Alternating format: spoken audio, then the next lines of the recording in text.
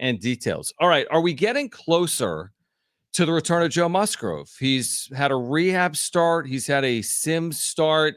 I think he threw just over 40 pitches on Sunday. Correct me if I'm wrong. I was in like Palm 43. Springs. Yeah, so 43 pitches. So I would think maybe one more. Like 43 doesn't scream you're ready to start in the big leagues just because you're not stretched out. But I guess that alone is encouraging. Like we're on the path to get Joe Musgrove back. And now I guess you kind of cross your fingers and hope he can come back and make an impact for this team in the second half. Yeah, based on what you hear, it seems like one more rehab start is on the way before they would consider bringing him back. I mean, I think that's fine. Like, as long as his return is imminent. I mean, it's been such a question mark with him and Yu Darvish. Obviously, Yu Darvish's situation is completely different, and we'll see what happens there. But just knowing that Joe is on his way, and given where this team is, the fact that they've got some off days mixed in, so that gives them a little bit of flexibility with the rotation. It's not like earlier in the season where it's like every 5 days you're up. You need that fifth guy. Maybe they can kind of manipulate things a little bit, but just having his return up here relatively imminent, I think is encouraging. It sounded like what he did on Sunday was again, encouraging signs. And so I think you have to be pleased with that. And once he's there, look, the fact of the matter is, like, it's been a rough couple seasons for Joe. When he was on the mound last season, he was good, especially those last, however many 8 or 9 starts, I think it was. Like, it looked really good. It was probably even more than that. The issue has just been kind of some injuries and that sort of thing creeping up.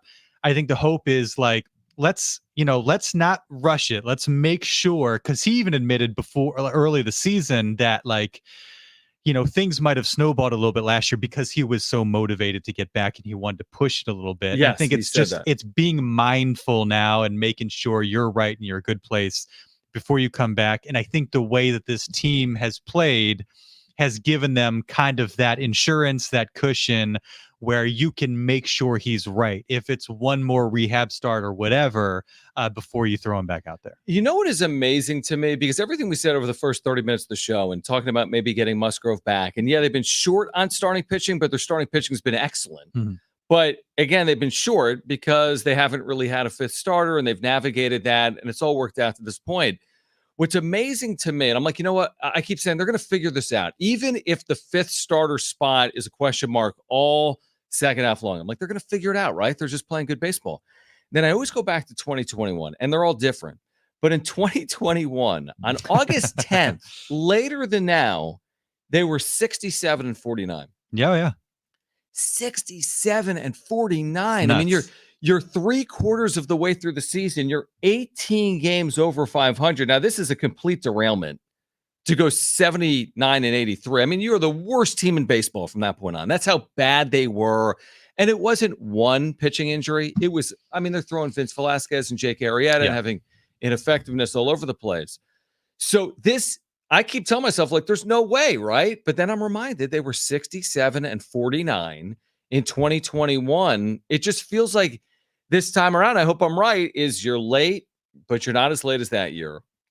And then it feels like the Ceases and the Waldrons and the Kings are going to do more than what you got in 2021, with the caveat being they got to stay healthy too. But again, it's hard to believe that team was 18 games over 500. Because I'm watching this team 9 games over 500. I'm thinking, man, they're in decent shape. Yeah. And they're nowhere near where that team was on this date.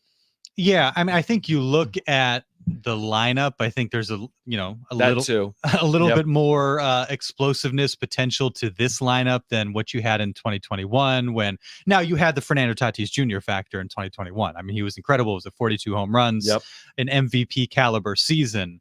But outside of that, you're talking the Hosmers of the world, you're talking the Will Myers of the world, Victor Caratini's. Yes, that's right. You didn't have Higashioka, you didn't have Luis Campusano's been really good lately. Obviously, Luis Araiza, this is a year plus before Juan Soto.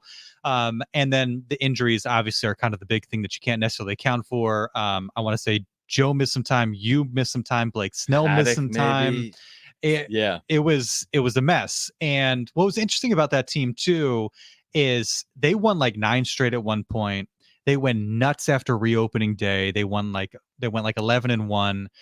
they were more or less like a 500-ish team outside of those two runs. Whereas I think this team has actually been more consistent. And even like we gave Mike Schild a tough time when he kept touting these series wins, but in totality, they still ended up being kind of like a 500 type team.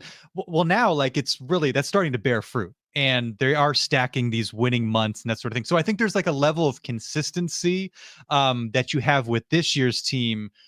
Whereas 2021, they had these incredible stretches, but outside of that, they were playing kind of so-so baseball. Yeah, and I also remember, I forget now, but I want to say in 2021, we talked all about this like daunting finish. I'm kind of making it up, but you play the Dodgers a lot late, and you're playing, I'm making it up, a good Giants team. If they were good, they were. Yeah. In 2021, where again, I'm looking at it now, and this isn't the end all be all. They've been bad sometimes against bad teams. They've been good against good teams. But when I see, I mean, you got whatever it is, 50 games left essentially, and you got White Sox in there, and you got Tigers in there, and you got Rays in there, and you got Giants in there, and you know what I mean? It's just not daunting. Not that it's the end all be all, but again, this is the 15-game stretch Jim spent 3 months talking about. It was like, hey, Colorado, Pittsburgh. Now Pittsburgh's been better than advertised. Colorado again, Miami's in there.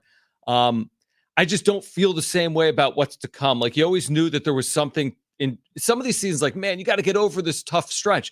I think they did it with the 9-game road trip when they were going to Cleveland and Baltimore. I'm like, man, they can't afford a 2 or 7 trip. Well, they did the opposite. I mean, even the Nationals, like, you know, they were still in striking distance. If you get swept by the Nationals, they're right back in it. You're kind of in dicey shape, obviously, with a ton of games left to play. I mean, they basically buried the Nats between those two series on top of what they did against Cleveland. And it's funny, you were saying earlier, just like, sometimes it feels like the best indicator for future success with the Padres is them looking like garbage for a week. Because, I mean, that was like the week before the homestand, before the All-Star break. Then they come back from the All-Star break. What was it, a 7-0 loss to Cleveland? You're like, okay, this isn't great. And then what have they done ever since? So it's a really interesting team from that standpoint. They're really, really resilient. And yeah, I mean, they've been super, super impressive. And I think just steady and consistent, and I think that's a hallmark of these good teams. And I think part of why you're less, concerned about the schedule is you've got the series against the Dodgers, you've got the series against the Braves. Really, the only team that you haven't played well against is Philly, and so true.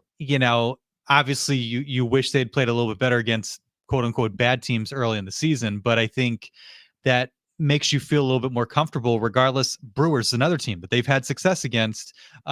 You've proven that you can beat these top-notch teams. What is the value of the division for the Padres? I want to get into that on the other side. Like, if they win it, then what?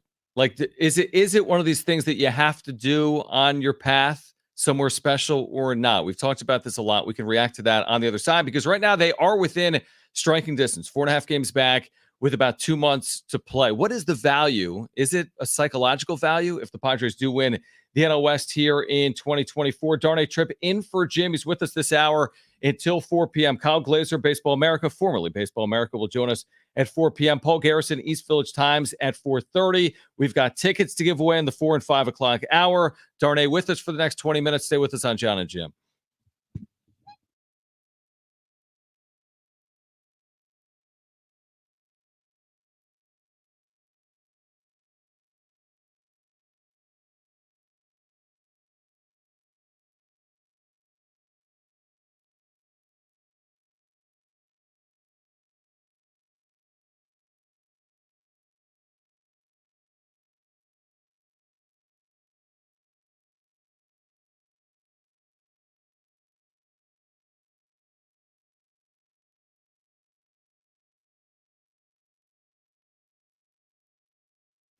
All right, hey guys, it's Schaefer. Listen up. We have found paradise, Circa Las Vegas. We were just there in July, Mountain West Football Media Days. Great couple of days. We're back later this month in August. You need to check it out. It's a sports lover's dream. You've got to see their sports book. It's incredible, the largest in Nevada. And Stadium Swim is an incredible rooftop pool. 6 rooftop pools, in fact. Massive outdoor video boards. Every single San Diego Padres game is on at Stadium Swim. It's open 365 days a year. Here's the other really good news, in my opinion. Circa is 21 plus. There's nothing to worry about other than sports. And speaking of which, the biggest pro football contests in Las Vegas are back. Circa Survivor, and Circa Million, now up to 16 million. That's right, 16 million in guaranteed prizes. You've got 2 ways to win and no rake. Circa Survivor contestants select one team each week with no point spread. If you last the longest and win it all, you've got $10 million guaranteed. In Circa Million, make 5 picks against the spread each week for your share of $6 million guaranteed. They have quarterly payouts and full season payouts. Here's the thing. You enter in Nevada, but you can play from anywhere, including right here in lovely San Diego. So visit circasports.com. That's circasports.com for details.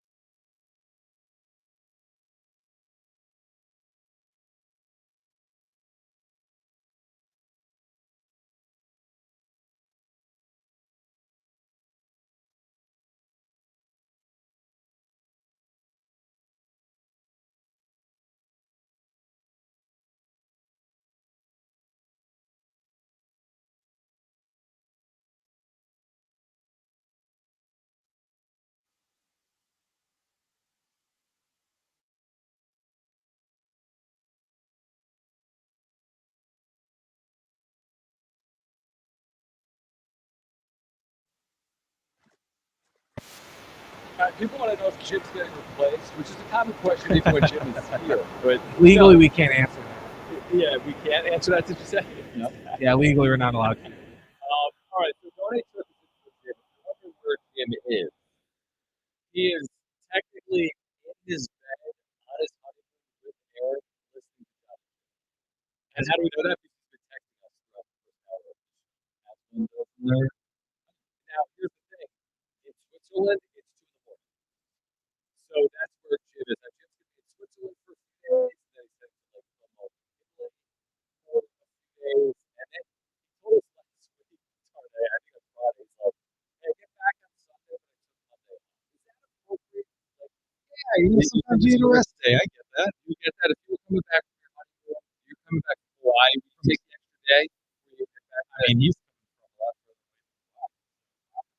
He's not like he told us, he's not flying the plane.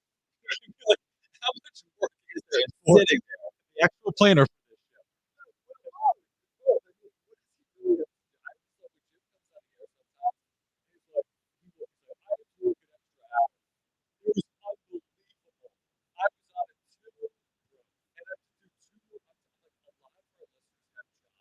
that involve actual work. yeah, that's true. They are driving for a living. They're painting for a living. They're doing hard Lifting work. heavy objects. Yeah, we sit here and talk about the Padres like, middle relief. And, it's Jim. Anyway, Jim will be back arguably Monday, maybe next Tuesday. We'll have I appreciate you doing this seriously today. Of course, yeah, this has been fun. Trying to think I feel like you've done way more for us than we've done for you. Well, Is that accurate? I don't know. You guys have popped up on Fryer a couple times. You were on Sports Wrap a few weeks ago. So Sure. I try and hit you guys up. But look, if you feel that way, I will gladly figure out more ways to utilize the two of you and add to your workday and keep Jim from hanging out with Aaron and keep you from hanging out with Jones. I mean, I'm happy to do that. Okay, so here's what I want to do for you. You're at Darn a Trip on X. Okay? Yes. So here's what I want people to do right now. If you're listening to us live, follow Darnay. Oh, wow. At Darnay Trip on X. Follow at Jon and Jim. Jon and Jim will follow you back right now. Now, I don't know if Darnay's going to follow you back. Let's do it. How about that? Darnay's going to follow you back right now. At Darnay Trip, DARNAY Trip, TRIPP. So at Darnay Trip is on X. At Jon and Jim on X. If you follow us right now, we will follow you back. In addition to that, if you do it in the next 5 minutes, we will shout you out on air on the way out of the segment. Oh, I like that. All right. So follow Darnay Trip. Let's show him the power of Jon and Jim in the absence of Jim. At Darnay Trip, DARNAY TRIPP. Follow him right now. He will follow you back. Follow at Jon and Jim. That's JONANDJIM. We will follow you back. We will give you a shout out on air as well. So stay tuned on that. In addition, Kyle Glazer, formerly Baseball America, he will join us coming up at 4 p.m. Thoughts on the deadline for the Padres. I haven't gotten your 2 cents on it. It felt like what they wanted to maybe do is what a lot of teams wanted to do, which was add starting pitching. But starting pitching was expensive. Mm-hmm. There's multiple ways to skin a cat, whatever that means. And they elected to go the bullpen route. Yes. Wise we'll find out in the months ahead. Is this formula going to work? They kind of yinged when other teams are trying to yang. Yeah, I mean, I think they wanted to ying, but it was like you said, it got to be expensive. I thought, all in all, like you create what should be the best bullpen, back end of the bullpen in baseball. You kept DeVries, you kept Salas, you brought in Perez, who really nice start on Saturday, in that fifth spot. I thought they threaded that needle pretty well. And I was in the camp of don't trade DeVries, don't trade Salas. Mm-hmm. I get the concern about what they gave up for Tanner Scott. AJ Preller spun it as, hey, we've got some longevity in Brian Hoeing. And so, there's that element of it as well. But I was all in all pleased with what they did, especially now seeing Martin Perez have a nice appearance and Joe Musgrove being like a week or two out. Like, I feel pretty good about what they ended up doing. And if you had just gotten Jason Adam and then got a starter, whether it be a Flaherty or Tyone or whoever, like that addressed one of your issues, the bullpen, but like it feels like with Adam, with Scott, like you really hammered one clear need and should have that pretty well sewed up. And then hopefully the innings are there from a starting standpoint. So I thought it was good what they accomplished. And if you look at AJ Preller's like trade deadline track record outside of 2022, like 2021, 2023, like it's a bit of a tough look. Right. This year, I feel like, and you could go back to just what he's accomplished, period. You could throw Cease and Araiza into kind of the deadline conversation. I think you have to feel really, really good about what gotten done. You know, I've kind of repeatedly said, and by the way, follow at Darnay Trip. We'll follow you back. We'll give you a shout out. Hey, in the next just couple of another minutes. Chad. What up? Yes, I see just another Chad followed us on Jon and Jim as well. So thank you. Follow Darnay right now. We'll shout you out on air. He'll follow you back at Darnay Trip. What I've repeatedly said, Darnay, is like you get to the postseason, it stacks up well. Yeah, got to get there. That's the caveat. It's like get to the postseason, looks really good, but got to get there.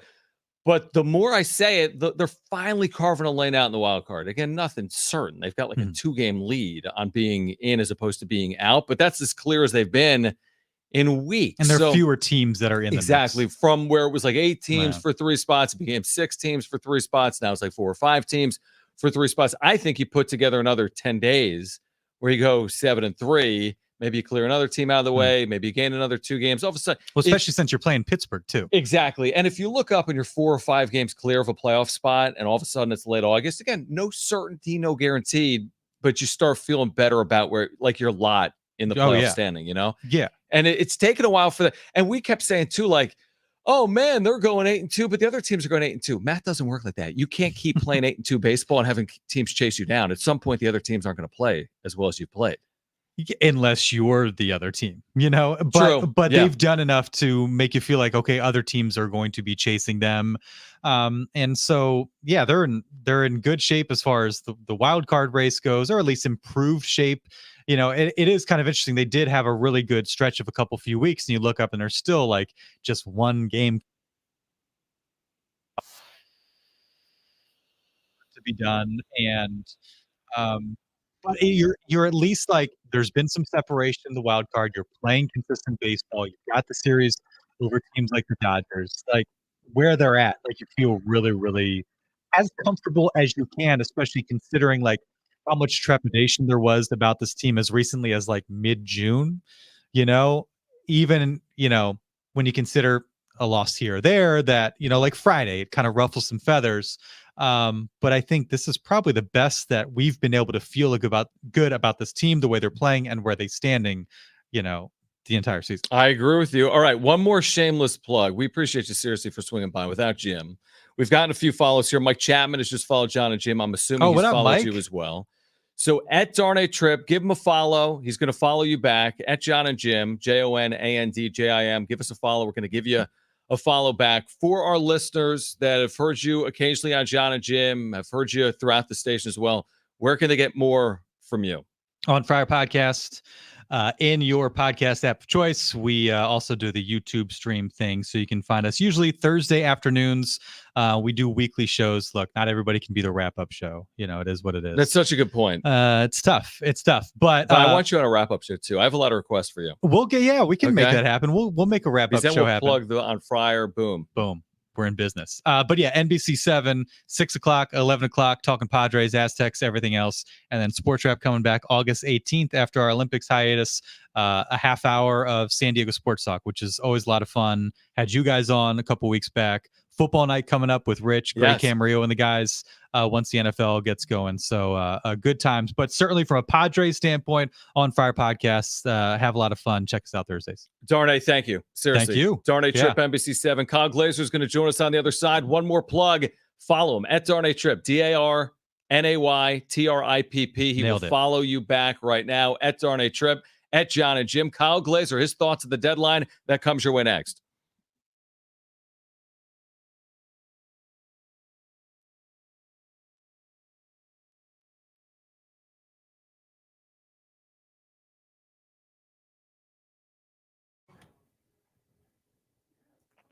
This report is sponsored by RCP Block.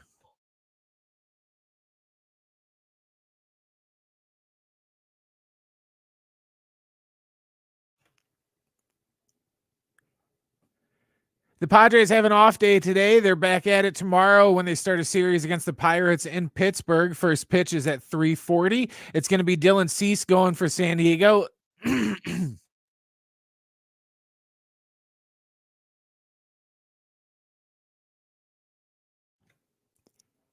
It's going to be Dylan Cease going for the Padres and Bailey Falter for the Pirates. The Dodgers host the Phillies tonight.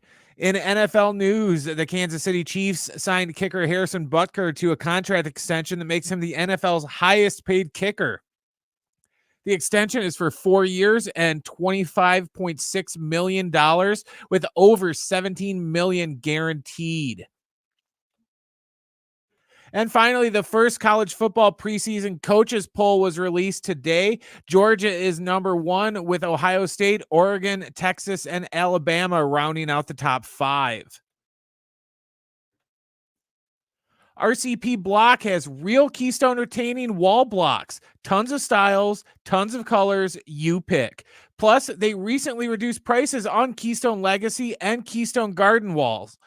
Easy install options too. Perfect for the pros and do-it-yourself warriors. Head to rcpblock.com. RCP makes hardscape easy.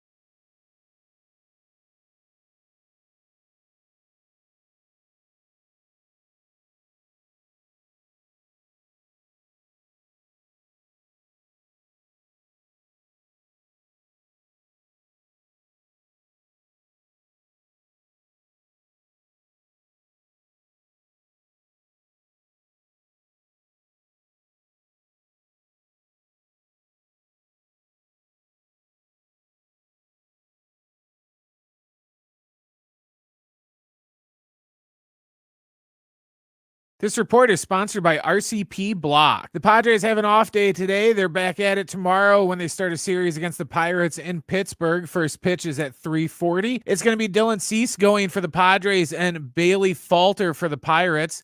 The Dodgers host the Phillies tonight. In NFL news, the Kansas City Chiefs signed kicker Harrison Butker to a contract extension that makes him the NFL's highest paid kicker. The extension is for 4 years and $25.6 million with over $17 million guaranteed. And finally, the first college football preseason coaches poll was released today. Georgia is number 1 with Ohio State, Oregon, Texas, and Alabama rounding out the top 5. RCP Block has real Keystone retaining wall blocks. Tons of styles, tons of colors, you pick. Plus, they recently reduced prices on Keystone Legacy and Keystone Garden walls. Easy install options too. Perfect for the pros and do-it-yourself warriors. Head to rcpblock.com. RCP makes hardscape easy.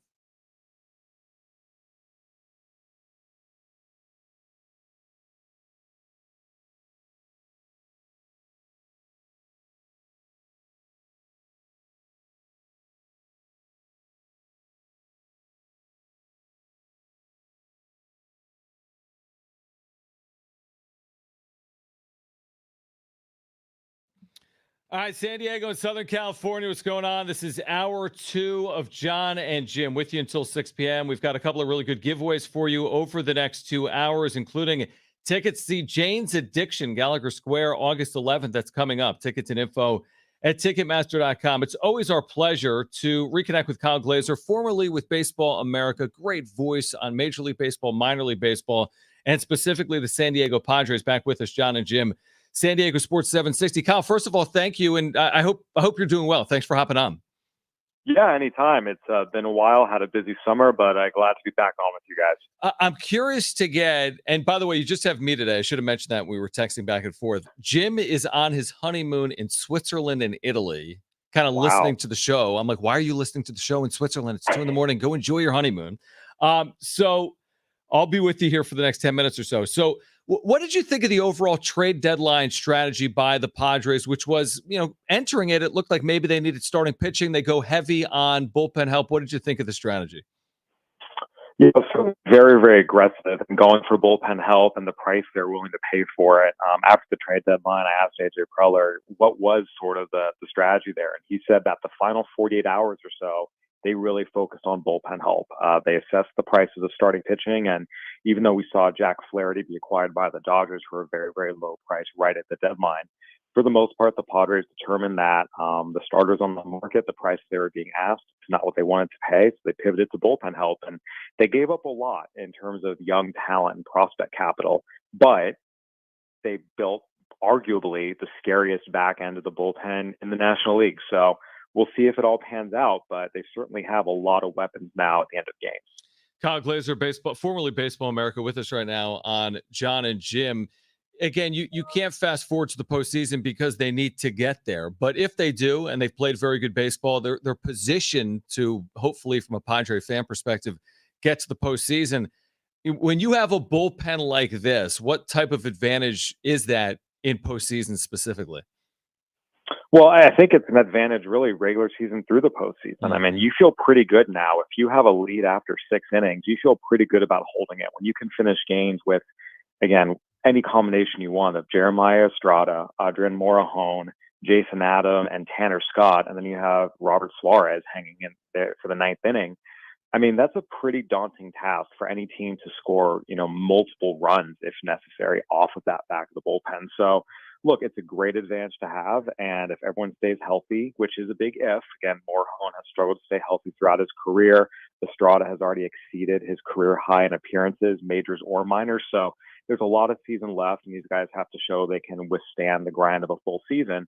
But if they go into the postseason, healthy and fresh, you can be pretty confident that if you're ahead after 5 or 6 innings, you got the game in the bag. Do you think there was a scenario where they would have moved either Ethan Salas or Leo DeVries? It's water under the bridge right now. But were these two players essentially untouchable, or was there a scenario where they could have moved?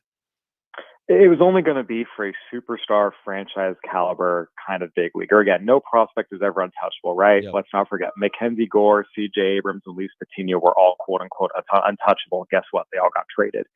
So, but again, they were traded for, Blake Snell, who was one of, Patino's case, who was one of the most dominant starters in the American League, a Cy Young Award winner, who still clearly had a lot to give and a lot left in his prime, as he showed with the Padres.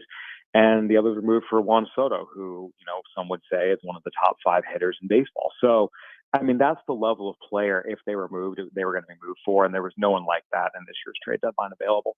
Kyle Glazer with us right now, Jon and Jim, San Diego Sports 760. So I always go back to, this is still amazing to me. We talked about in the first hour of the show. In 2021, the Padres were 67-49 at one point. I think it was August 10th, 18 games over 500. The wheels completely fell off. A lot of it had to do with starting pitching. So I guess I'll just ask a general question. In your opinion, do they have enough starting pitching? They do, and that's where the acquisition of Dylan Cease was so huge. And then Joe Musgrove is still working his way back. Obviously, we don't know what Yu Darvish's situation is, what his availability is going to look like. But one thing the Padres did that was very, very smart when they decided they had to trade Juan Soto was they got back major league ready arms. They got back Randy Vasquez. They got back Johnny Brito. They got back Michael King, who has been huge for them this year. And Drew Thorpe, who would have been big league ready, but they were able to flip him for Dylan Cease as part of that deal. So they're in a good spot right now. This isn't 2021-esque where they had to go pull off Jake Arrieta and Vince Velasquez off the scrap heap. We just need to see now again what Darvish and Musgrove can give them. But that's also where having a deep bullpen, can help as well. The bullpen's better too. And keep in mind, post All-Star break here, the Padres have a 2.95 ERA. That's the lowest in the National League in that time frame, in the second Major League Baseball. That's a big reason why they're 11-3 post All-Star break. That's the highest winning percentage of any team in Major League Baseball. Which begs this question: is the division realistic? With how banged up the Dodgers are, I think you have to look at it and say the Padres certainly have a chance. Again, once the Dodgers get Mookie Betts back and Freddie Freeman back and a lot of their starting pitchers back, that might change. But right now, the Padres are in position to strike. And I do think that if they're able to continue to stay hot and the Dodgers continue to scuff a little bit, now would be the time to overtake the Dodgers. If they don't do it now, it's going to be really, really difficult once the Dodgers are, back and everyone's healthy. But look, you're only 4.5 games back. That's not a deficit in which you say, oh, they're completely out of it. Not by any means. Kyle Glazer with us right now. Jon and Jim, San Diego Sports 760. What are you seeing from Xander Bogaerts? I mean, a guy that was having a really subpar year, fractures his shoulder. It almost looked like for a moment maybe it's going to be a lost season, but he comes back, and we mentioned it earlier. In the 19 games since returning, he's hit .425, 31 hits in 19 games. He's got a .984 OPS in those 19 games. Obviously, that doesn't make an entire season, but what are you seeing right now from Xander Bogaerts, and can he continue, not necessarily that clip, but in the second half to contribute? He just looks like a stronger, more confident hitter, which, is a welcome development for the Padres. There were times early in the year where he wasn't impacting the ball, and it just none of it looked good. Talk about it looked like he lost some athleticism in the field. How was that affecting him in the box? But right now, he looks much, much, much more confident, much, much, much more comfortable. He's impacting the ball. This is the kind of hitter we know Xander Bogaerts can be. Now, again, the defense is still probably going to leave something to be desired. But the fact that they have a nice rotation now with Cronenworth, Araiza, and him, they can kind of rotate through, give guys some days off, get them off their legs and DH. That's probably going to be beneficial. So I think if he can keep this up, he's going to be a big asset to the Padres, which is honestly a welcome development, because there was a point earlier this season where it looked like he was going to be just a drag on the team. It's been an amazing turnaround for Bogaerts. It really has over the last 3 or so weeks. All right, you look at this wild card race. It's still tight. It's not as tight. Who do you see as an odd team out or two? You got Atlanta, San Diego, Arizona, then the New York Mets, essentially separated by like 2 games. Then the Cardinals and Pirates. I'm sure the Cardinals, they've gone for it, so they're in it. We'll see about Pittsburgh. Among Atlanta, San Diego, Arizona, the Mets, the Cardinals, who do you like, and who do you think's on the outside looking in? You might accuse me of homerism here, but I really think the Padres are the best of that bunch. When you consider, keep in mind, if I had told you before the season that Joe Musgrove, Yu Darvish, and Fernando Tatis Jr. were all going to miss most of the season with injuries, that Manny Machado was going to take a step back for most of the first half, that Xander Bogaerts was going to not perform and be hurt most of the first half, and Ha-Seong Kim was going to take a step back, you'd have thought this season was completely lost and the team was in 4th place. They've shown a lot of resilience. They were able to tread water while all that happened, and now Machado's starting to heat up. Now Bogaerts is starting to heat up, and they're in a really good position. You can argue that, they have not had their full team healthy and clicking at once yet. So I think as these guys come back, the Padres are in really good position to kind of separate themselves as the best of the wild card bunch. Again, the Braves are talented. They've been there. They're really, really hurting without some of their best players. I still think they'll get in, but this is not the same Braves team of years past. And look, the Diamondbacks are the defending National League champions. Eugenio Suarez is starting to heat up. I like the AJ Puck acquisition. Those would be the 3. I think the Cardinals are a little bit flawed to me. They have a negative run differential. I don't really see them as a team on the same level. And look, the Mets, I don't think they have the pitching to get them through the end of the season. I would expect them to tail off a little bit, but I think there's a real chance here. The Padres have a chance to really run away with the top wild card spot, and again, potentially make things interesting with the Dodgers at the top of the division if they could take advantage of all the Dodgers injuries right now. Kyle, before you go, and it's hard with questions like this, but in terms of more credit, do you give it to Preller, who I think has made a series of really good moves this year, even if we can be critical, which we have been here on Jon and Jim over the years, but Araiza, Cease, these bullpen additions, we'll see what it costs them long term. But are you giving more of the credit to the front office and Preller, or the coaching staff and the manager, with Mike Schilt leading the way this year? I think it's all of the above. Again, AJ Preller has made a lot of really, really, really poor trades over the course of his career and really struggled to put together complete major league rosters. He and his staff did a great job this year. The Dylan Cease acquisition was much needed, and it was a really, really impactful acquisition. The Luis Araiza trade, they fleeced the Marlins on that. That was a great addition.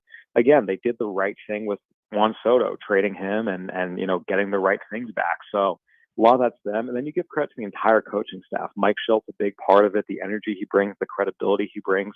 But also, I think you have to give credit to the new hitting coach, Victor Rodriguez. The Padres' approaches across the board are so much better this year, focused on hard contact, line drives, a lot less empty at-bats with guys trying to play hero. I mean, Jurickson Profar has had a renaissance. Jake Cronenworth has been better than he has been in, past years. It's just all around been good. David Peralta's hitting. I mean, they've done a good job getting a lot of contributions from guys. And of course, Jackson Merrill, coming up the way he has. So it's everyone, the front office, the coaching staff, the players, everyone's pulling in the same direction and doing a good job. And when that happens, that's when special seasons happen. Kyle, we love your insight. We really do. It's a great thing for our show and our listeners. We appreciate you doing it. Great to hear that you're doing well and have had a good summer. And thanks for joining us as always. Yeah, my pleasure. Happy to join you guys anytime.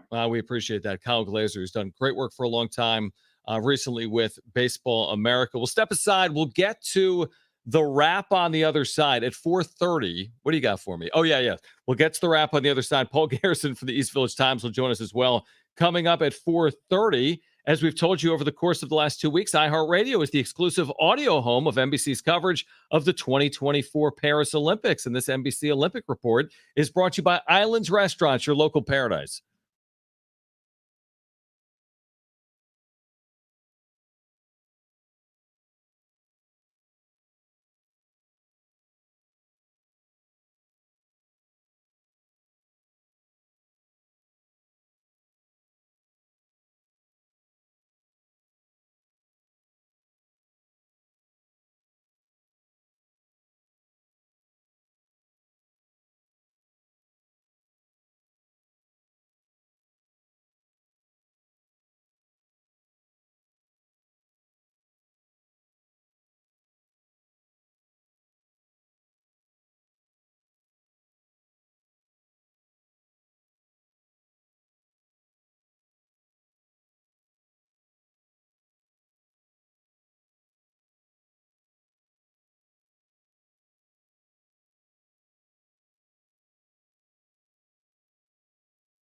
All right, hey guys, it's Schaefer again. And as you know, mortgage rates are down. They've been dropping big time. It is a great time to call Loan Pronto. They have APRs in the fives. You heard me right. They're in the fives.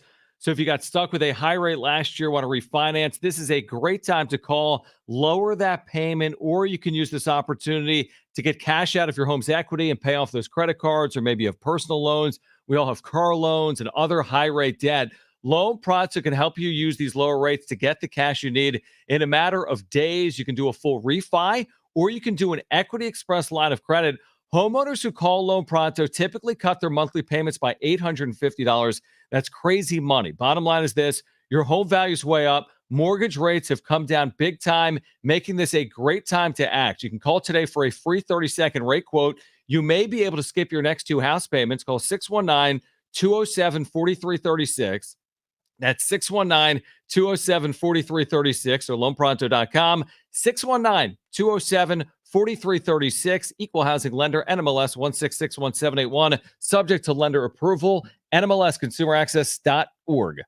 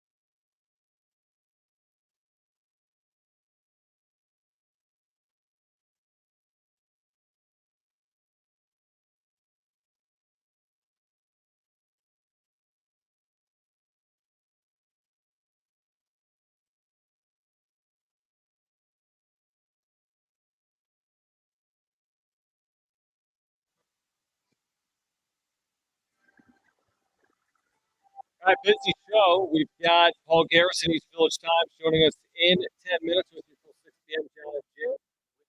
Jim this week. He's on his honeymoon, Switzerland, Italy. We'll be back next week. We're not sure if it's Monday or not, but Jim will return, we believe. I doubt he stays in Europe. What would he do there? What is he even doing there right now? Who knows? It looks like he's having a good time. You can follow him on Instagram. It looks like he's having a very good time. So Paul Garrison's going to join us in about 10 minutes right now. Let's get to this. It's time for The Wrap, presented by Sombrero Mexican Food. Check out their website at sombreromex.com. Are you surprised no team from the group of five is ranked in the preseason top 25? I'm not surprised, although I do think it's a disservice because I know at the end of the year, one of these teams is going to be in the expanded playoff because there is a spot for a group of five representatives. And I know there's going to be multiple group of five programs in the top 25 routinely over the course of the year. So this is just where the sport, for whatever reason, is trending, even though I think it's wrong because you're going to have group of five inclusion in the playoff. There's a lot of teams that have high expectations heading into the year. I am a little surprised, honestly, because someone like Boise State is a favorite in the Mountain West. They've brought a lot back. They could absolutely potentially be in the playoff, but it's like out of sight, out of mind. We see it with San Diego State men's basketball. They will start a season unranked and then sometimes get inside like the top 10, top 5 even in the AP poll. It's just the state of affairs right now in college athletics. It doesn't surprise me at all because they don't want the non-power 5 schools in there anyways. And if, say you threw out Boise State, let's say they put Boise State at 23 to start the season, then they're going to have to gradually move them up every week if they keep winning.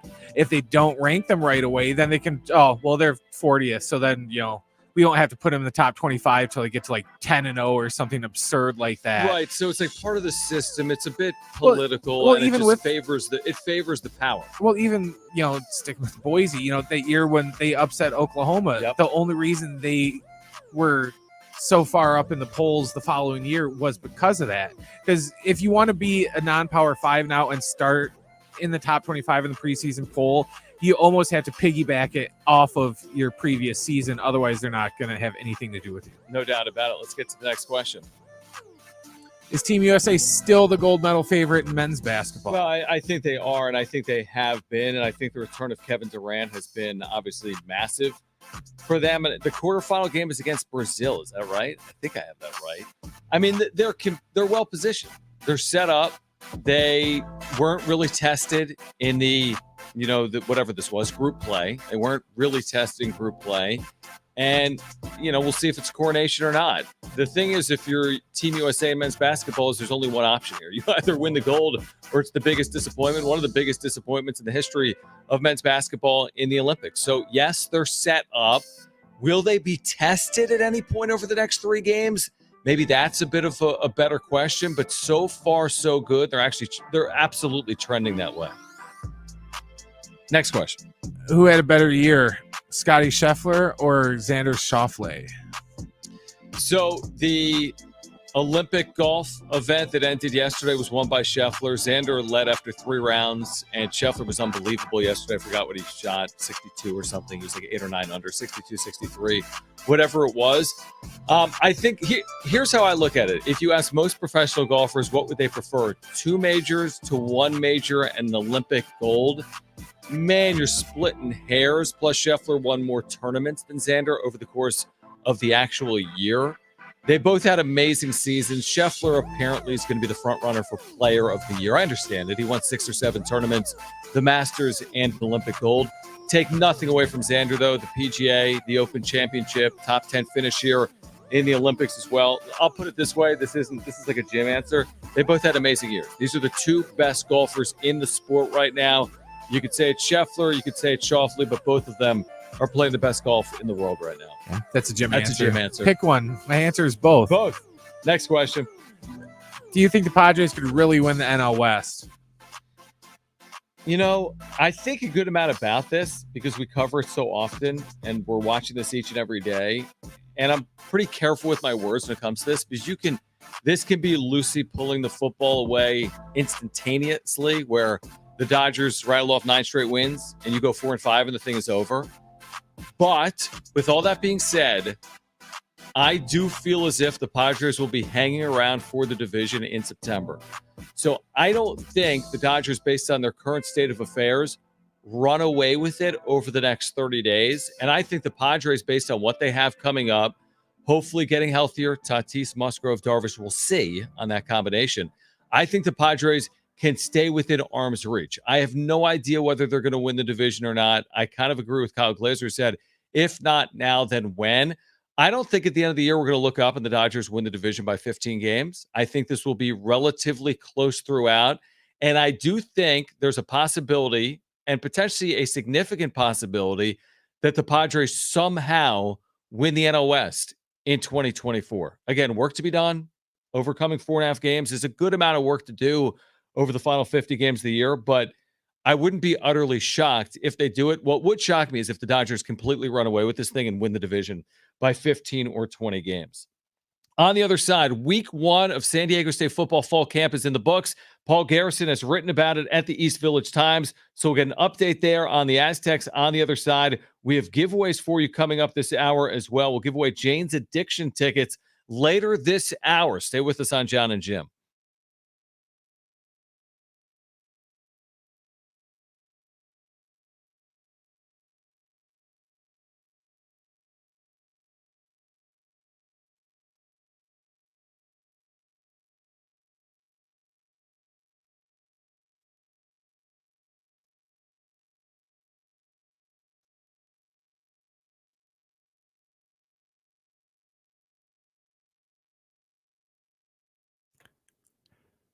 This report is sponsored by Mattress Firm.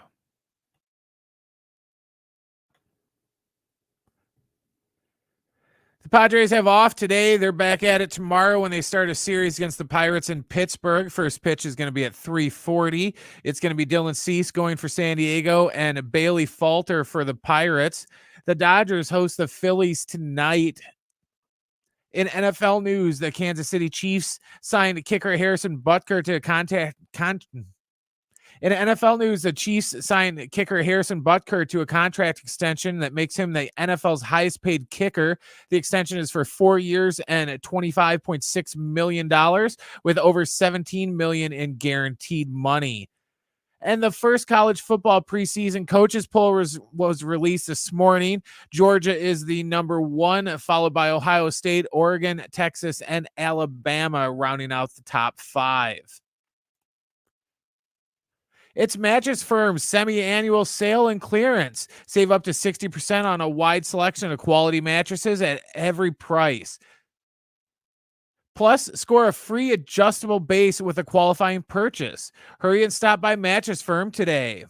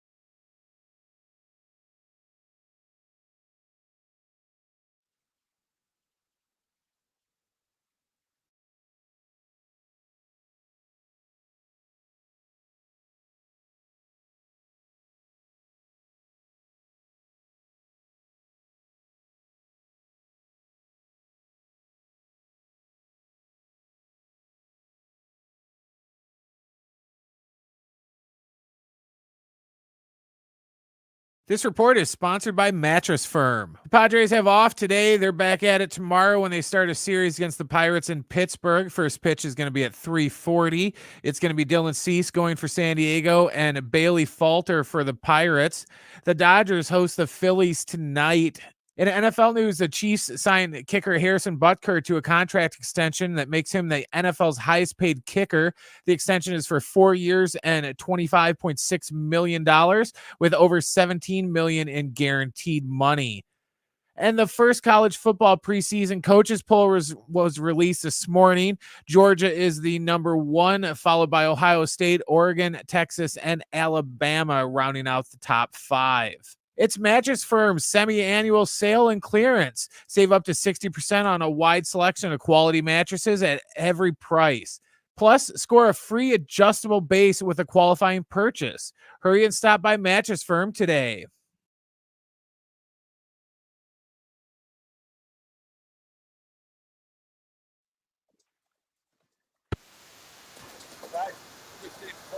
Underway and about a week in with Kyle Glazer, who's a great resource for Aztec fans covering Aztec athletics in the East Village Times.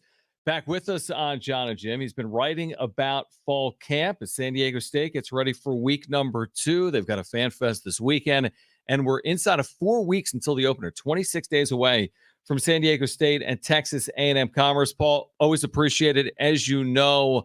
A weekend, I mean, what's different here? Anytime you have a new staff, things are going to change.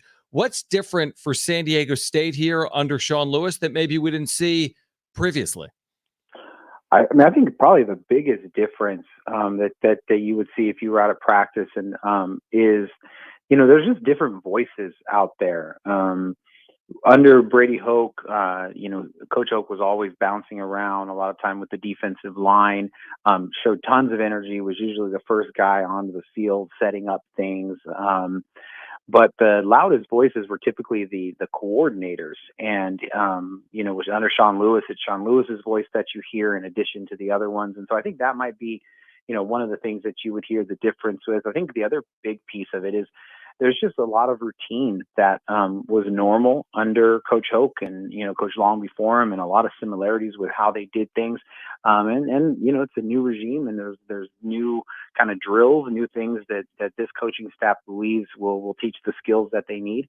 So overall, it just has like a different feel. And then I would say finally is just, I think because there was so much continuity, you kind of felt like there was a lot of known players and what they were capable of. And with this group, there's still so many new phases that it's just really unsure how they fit.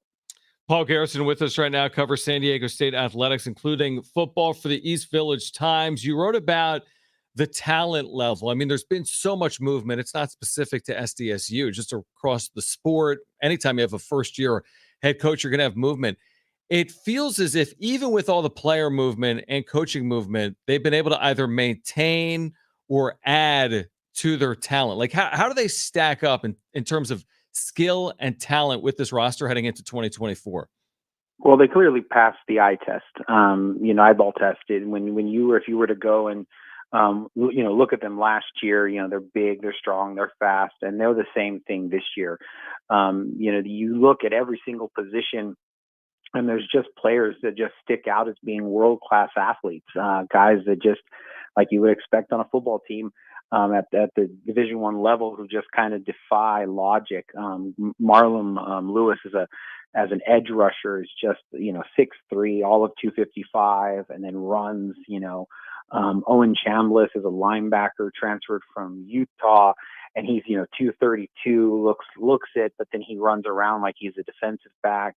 Deshaun McEwen, he is a defensive back, but he just is explosive and powerful, can, leap out of the building on the offensive side of the ball. I mean, there's just players. Jude Wolf is a tight end who can run and like a receiver, but also, has the size to just, be, really huge human being. Their offensive line is really big, but they can move.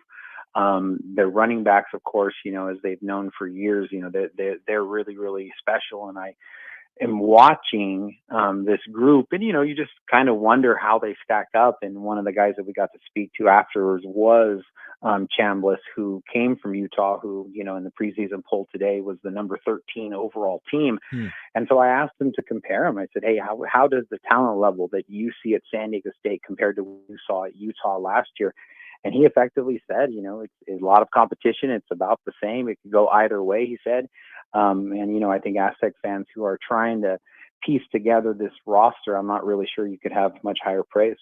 Yeah, that's a really good point. Paul Garrison with us right now from the East Village Times. So I want to say Sean Lewis has said something along the lines of when choosing a quarterback, it's not just about their play individually, but which quarterback elevates the unit that is around them, gets the most out of the offense, most out of the skill, can put the team together in unison, so to speak. So this is the question Aztec fans want answered, obviously. It will be answered in due time. But AJ Duffy and Danny O'Neal, it's as much about what they're able to do on field, but also what they're able to get out of their teammates, right? Yeah, I think that's exactly it. And I mean, this is the piece of it that I think we're all going to this Fan Fest going to be able to go and watch, because that's the piece of practice, that the media has not been privy to, how they've been doing in those environments and how they've been doing the live action. But I think that's exactly it. I mean, who's the player who can make the play action look like it's a run, but they're actually going to be passing? Who's the one who knows how to, audible into a run when the pass was called? Who's the one who can do the RPO and make the correct read? Who's the one who can kind of throw a guy open? It's a results oriented game, and they chart every single throw, all of those things, and they're wanting to see production. And to your point, who's ever moving the offense is going to be the person who's going to play. What's your biggest question about the defense? And the reason I ask is obviously with the offense expected to run many more plays, what impact does that have on the defense? And then therefore, what is your biggest question about that unit under Eric Schmidt, the new defensive coordinator? Yeah, I asked Eric Schmidt that question on Saturday, and I thought his answer was pretty was insightful. He said that Sean Lewis is aware that his offense and running more plays can put the defense in a bad place. And so he said that there's going to be times where, even though they have the ability to play fast, that Sean Lewis is going to understand that they need to play at a better tempo to protect the defense at times. And he says other times it's going to be exactly like you described. And so they're trying to find depth. They're trying to bring up more athletes who can play and be able to sub in. And you look at, for instance, their linebacking group, and right now they have a 3 deep, and the group that is at the third team, you would feel fine if they were starting. And I think you're starting to see some of that. I think probably the biggest thing, it's I don't know if it's a concern, but it's just more a question. They seem to be very solid all across the board. And I think they even have good depth across the board. But the question is, who's the star, right? Who's the star in the defense? Who's the guy that the opposing offense is going to try to make sure that they can bottle up and they can make sure that person doesn't make plays? Who is the star that the rest of the pieces in the defense can play off of?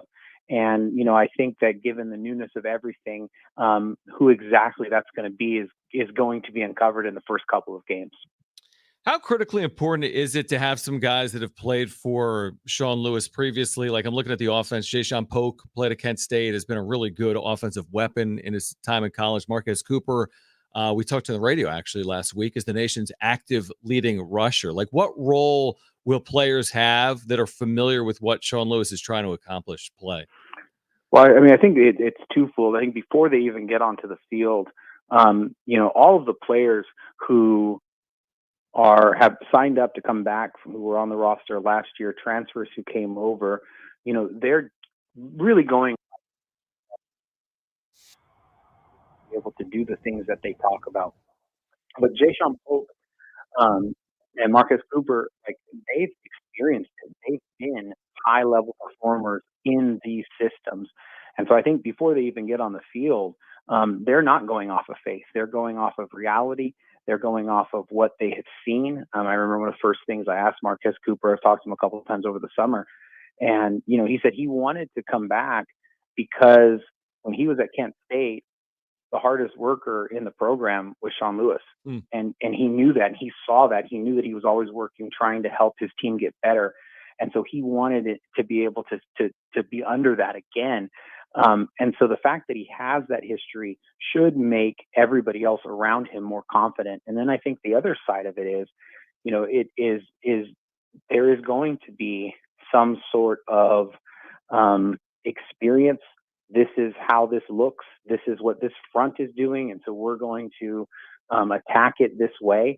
And they have that muscle memory, and they have that experience. They have the actual memory of being able to do that. And so I think it's a invaluable thing. I think also, especially with Marquez, he's not a selfish guy. And so he's going to be able to tell a Keenan Christian, like, look, this is what you're looking for. Here's where this hole is going to open up. And I think all of those things combined make it invaluable that they were able to bring those guys in. Yeah, really good insight from Paul Garrison with the East Village Times. One more for you, Paul, before you go. We talked about it briefly earlier. No group of 5 teams in the preseason top 25. Not that that's the end-all be-all. We know this year in the expanded playoff, there will be a group of 5 program in the college football playoff. But does it surprise you that no one, I mean, you look at some of the years that teams are coming off of and the expectations for teams coming into this year, someone like Boise State with all their bringing back, does it surprise you at all that no group of 5 program is in the preseason top 25?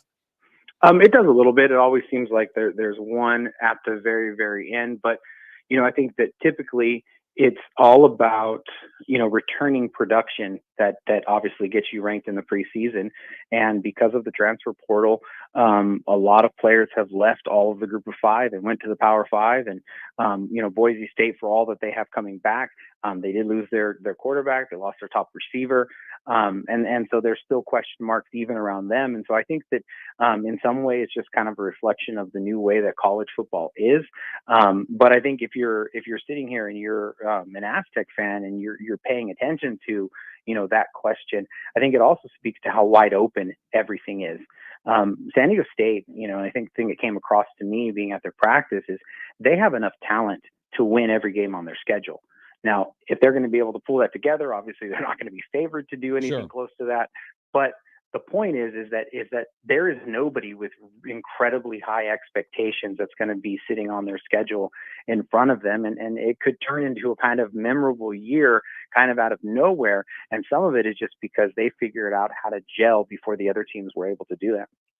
Paul, always appreciate it, man. We're excited. Like I said, less than 4 weeks out. FanFest coming up Saturday at Snapdragon Stadium. I'm sure we'll be in touch between now and the start of the season against Texas A&M Commerce. And thank you for joining us on Jon and Jim, as always. Always, man. Look forward to see you Saturday. Looking forward to it. Paul Garrison, great resource again for Aztec fans. At the East Village Times, we'll give away Jane's Addiction tickets on the other side, August 11th, Gallagher Square. Stay with us.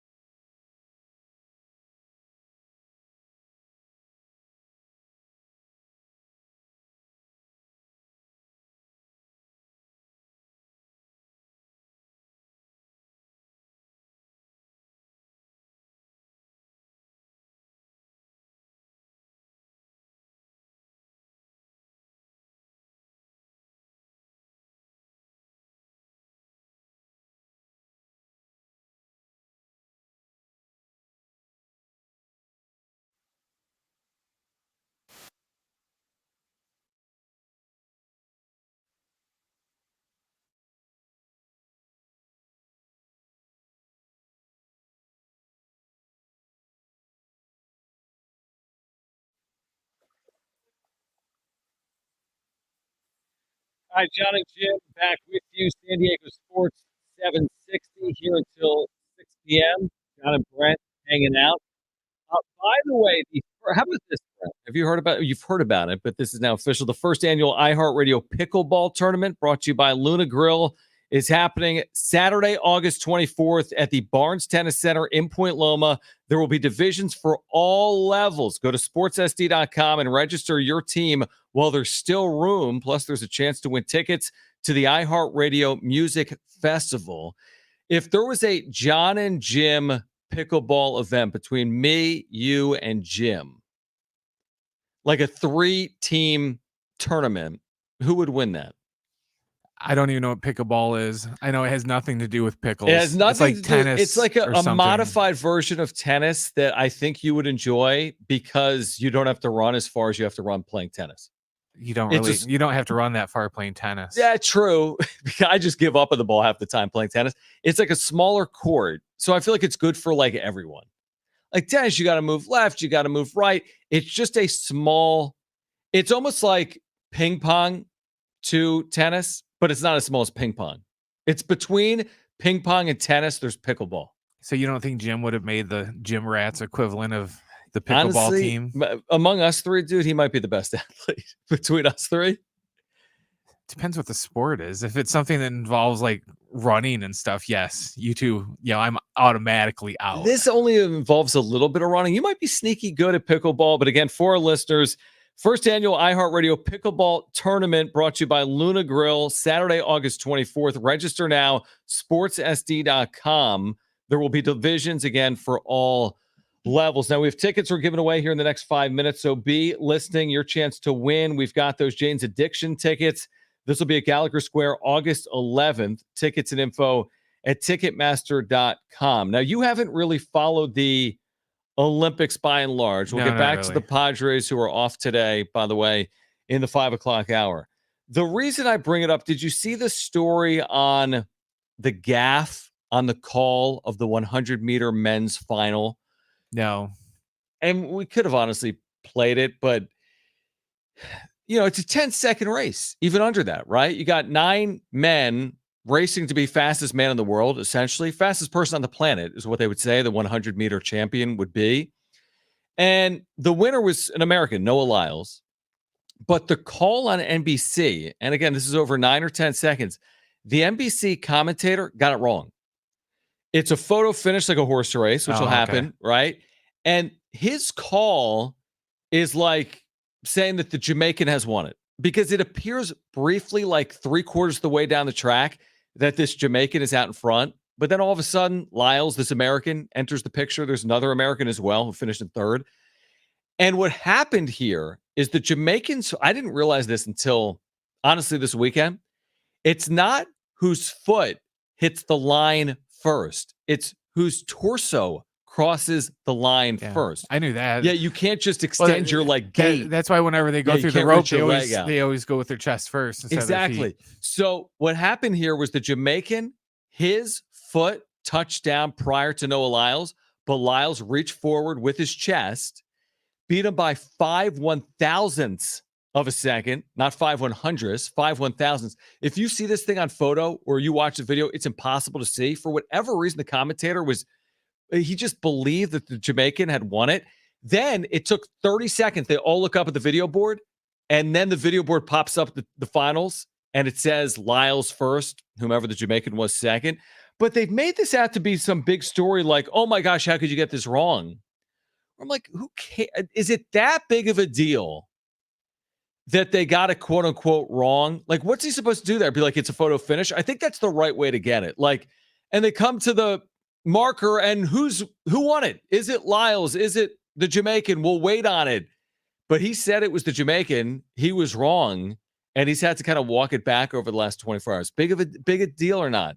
I don't think it is. Broadcasters aren't perfect. I always remember when I was running the board for when Brett Favre broke the touchdown record. Mm-hmm. Wayne Larrivee is the play-by-play guy for the Packers, and I forget what the other guy. Larry McCarron is his color guy, former player. Big homer. During the throw and the call, Larry McCarron talked over Larrabee's call of, at the time, it's been broken like twice by now, but at the time, the unbreakable touchdown record was broken, and he talked over the call. And there was people that threw a fit because this is an historic call, and now we can't play the audio because right in the middle and he doesn't wait for him to pause. Right in the middle of him talking, he just talks over him. So I can kind of see why people would be mad, but that stuff happens. And like you said, they have to go to a photo finish, and it probably sounds of it. It took them a couple minutes to look at it 30 and, seconds. frame by frame.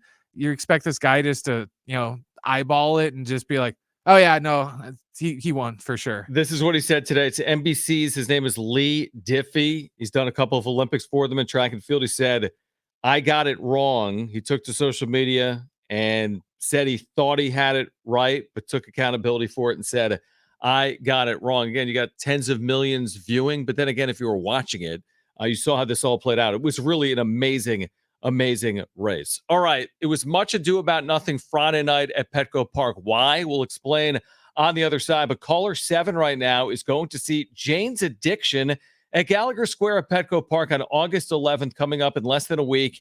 Tickets and info at Ticketmaster.com. Caller 7, these are your tickets. 2 free tickets to see Jane's Addiction. 877-767-4760. Cool giveaway. Great prize. 2 free tickets to Jane's Addiction, Gallagher Square, August 11th. 877-767-4760. Caller 7. Those are your tickets. Friday was much ado about nothing at Petco Park. We'll explain why to kick off hour 3 of Jon and Jim. That comes your way next.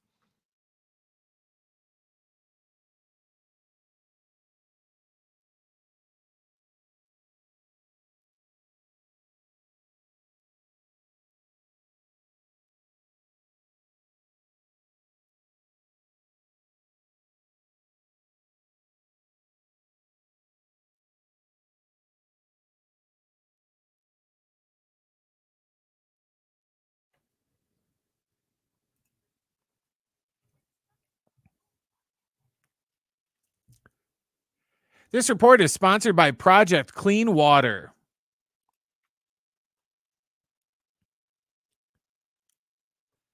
The first college football preseason coaches poll was released this morning. Georgia is at number 1 with Ohio State, Oregon, Texas, and Alabama rounding out the top 5. In NFL news and notes, the Chiefs signed kicker Harrison Butker to a contract extension that makes him the highest paid kicker in the NFL.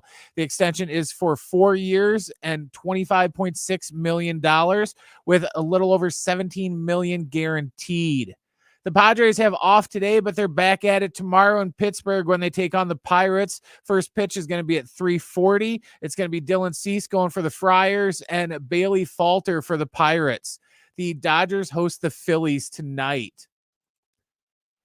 Want to keep our waterways clean and beautiful? Harsh chemicals from car washing can flow into storm drains, harming our waterways. Choose eco-friendly car washes that properly dispose of the water. From suds to shores, wash your car wisely. Visit projectcleanwater.org for details and tips on how to make a difference.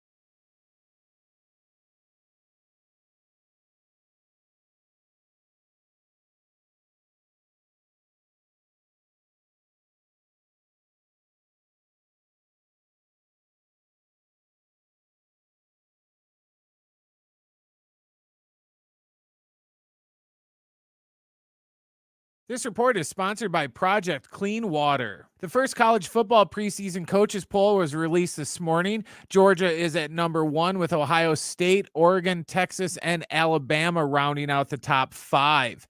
In NFL news and notes, the Chiefs signed kicker Harrison Butker to a contract extension that makes him the highest paid kicker in the NFL. The extension is for 4 years and $25.6 million with a little over $17 million guaranteed. The Padres have off today, but they're back at it tomorrow in Pittsburgh when they take on the Pirates. First pitch is going to be at 3:40. It's going to be Dylan Cease going for the Friars and Bailey Falter for the Pirates. The Dodgers host the Phillies tonight. Want to keep our waterways clean and beautiful? Harsh chemicals from car washing can flow into storm drains, harming our waterways. Choose eco-friendly car washes that properly dispose of the water. From suds to shores, wash your car wisely. Visit projectcleanwater.org for details and tips on how to make a difference.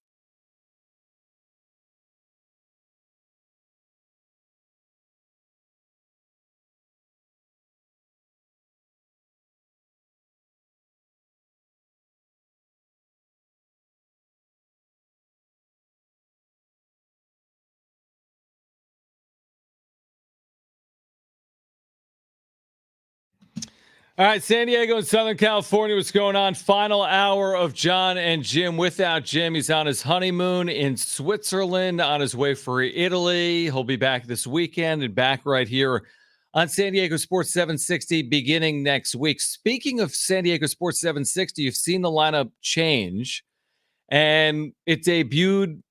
I think the wholesale lineup change debuted earlier today. So you have Dan Patrick in the mornings from 6 to 9 a.m. You've got the Herd with Colin Cowherd from 9 to noon. The midday matchup is with Fletch and J-Riff right now from 12 to 1. Then Big Rich, TD, and Fletch here in the afternoons before Jon and Jim from 1 to 3. There's your lineup. So that's the new lineup. We appreciate your listenership and your support, obviously, of the station and this show. So if you've been here, we're still here for you, Jon and Jim. And, of course, we're covering San Diego sports for you. We typically have Jim's back page every single day on the show, but since he's on his honeymoon, Brent will step in, and many have argued that Brent's back page is actually better than Jim's back page. So, like, the difference between Brent and Jim, just in general, is that Brent prepares. As I say, I put a little more thought into something. So, like, Brent's got, like, I was back there and he's talking about, like, on his computer, he's got all these tabs up. He's got all these ideas for the back page, where when Jim does it, he just, like, pulls them up in real time. He's like, oh, let me see what's happening in, he's just doing it on the fly. You can tell if you've listened. But Brent will have the back page coming up later this hour. In addition, this hour, we have another giveaway. We'll have 3 giveaways all week long. In this hour, we've got Laney Wilson tickets, North Island Credit Union Amphitheater on August 23rd. So be listening for that. If you had to pick one, which one would you go to? All right, so all week long, we've got... I'm Jane's Addiction all day. I'm Jane's Addiction. I love Jane's Addiction. No I'm with hesitation. you. Jane says that song's unbelievable. Been Caught Stealing and yes. Mountain Song. I'm with you. I'm a big Perry Farrell. So Jane's Addiction will give away every day this week. Slightly Stupid tickets will give away this week. Laney Wilson will give those tickets away this week as well. So we've got those Laney Wilson tickets for you here in the 5 o'clock hour. It has been a, knock on wood, quiet off day so far for the Padres, traveling east again. They'll be in Pittsburgh and Miami. Their good play continued this past weekend, and I knew there'd be the overreaction. And Brent heard me say it last week. I said, guys, they don't have to win every single game against bad teams. And I knew that when they didn't, people would overreact to it. I just knew it was going to happen because they still have the White Sox coming up and the Tigers and the Rays and the Giants and teams that aren't as good as the Padres. And this past weekend, it was the Rockies. And the Rockies, entered this series 30 games under 500, 40-70 overall. And then lo and behold, on Friday night, Padres build a slim lead. They turn it over to Jeremiah Estrada and their bullpen, and they lose the game. This, highly regarded bullpen, basically its debut against this quote-unquote lowly team. You lose Friday night. Now you're 2-6 against Colorado, and the overreaction begins. There's not people really referencing the fact that they're 9-3 since the All-Star break at that moment. I think that was right. They're saying, oh my gosh, we're giving it away. We're not going to make the postseason. We're not good against bad teams. And I said, well, let it play out over the weekend, because if you win the series, that's all you can ask for. It sounds like Mike Schilt, but it's true. I mean, even bad teams, Brent, teams like the Rockies are winning more than 33% of the time, which means on average they're winning a game per series. So they lose Friday, the Padres do, but to their credit, they win the series. And dude, a 4-1 homestand with the Dodgers and the Rockies, that's as good of a homestand as you can ask for. I didn't really overreact. It was one of those things where I was just like, oh man, here we go again. And then, we're at the point where, we kind of threw out when Darnay was here on if you really think they have a shot at catching the Dodgers. I don't know if I do, but I'm scoreboard watching for whatever that's worth. Like yesterday, the whole time during the Padres game, when they go to commercial break, I wish MLB would put the scoreboards on the thing like they do on the app, on the TV, but I'd have to go back and check the A's and the Dodgers score. So for me, I guess the fact that the Dodgers lost on the same night we lost made it not as bad. It was just one of those, oh, damn it, we could be 3.5 games out if we just would have, beat the lowly Rockies. But at least the Dodgers lost 2. So now we're not back up to 5.5. We're still at the same spot we were. Yeah. And again, I mean, you gotta be, this is what I would say for Padres fans as you look at the final roughly 50 games of the season, you got to at least be realistic. This team has played some of the best baseball in the major leagues over the last 30 plus games. They've had a 12-3 stretch. They've had an 11-3 stretch. Yeah, they dipped at one point in there as well, but you add it all up and they're playing really well. And I'm telling you right now, if you think that when they play the Rockies and when they play the Marlins and when they play the White Sox and when they play the Tigers and when they play the Rays, let's say that's 15 remaining games, not going 15-0 and they're not going 14-1. And truthfully, 10-5 is good enough. You just got to make sure to avoid what happened earlier this year in Anaheim when you get swept. What happened earlier this year at home against the Rockies when you got swept. But they're kind of proving to be a different team. We'll see if that holds true or not over the last 6 weeks, because what happened in Anaheim, what happened at home against Colorado isn't happening here more recently. So that's just my point. You keep playing well and you're fine. You win 2 out of every 3 against these quote unquote lowly teams. And you're in a great spot. I don't know about the division either. I'm not carried away with it. Will I keep an eye on Dodgers Phillies today? Yeah, absolutely. And if the Dodgers, who are not full strength, continue to lose games, lose series, and the Padres continue to win games, win series, I mean, 4.5 games can be overcome in a week. You have a 5-2 week, they have a 2-5 week. All of a sudden, you're a game back. So yes, I'm scoreboard watching, but I'm not overly concerned with anything other than the Padres continuing to win series, which is something they've done since the break. Well, it's like you said. I think this week is crucial if you want to, have a realistic shot at winning the West, just because we play Pittsburgh. It's granted they're a couple games out, so technically they're still in it. But we have this stretch of teams. I'll be nice. And the Dodgers, they got a series of Phillies tonight. I think they play Milwaukee again. I think, or The Dodgers, series, Phillies and maybe they have 8 consecutive series against teams that they've winning. yeah, that's my point. The Padres have what on paper are highly winnable games. The Dodgers have probably their toughest. Well, the Padres are going through, on paper, their easiest stretch of the schedule right now. The Dodgers are probably going through the toughest. So we have to take advantage and win while their schedule is tough and ours is. Yeah, no, that's exactly right. And I've made this point before. I said that you can't get everything tied up in winning the division because it's not 1999. Winning the division would be very nice and probably has benefit, but not guaranteed. And let me explain. I mean, there will be a division winner this year. It could be Milwaukee, could be LA, could be San Diego, could be Philadelphia, that is going to be playing in the wild card round. Now, they're going to have home field advantage, but you could have home field advantage without winning your division if you're the top wild card team.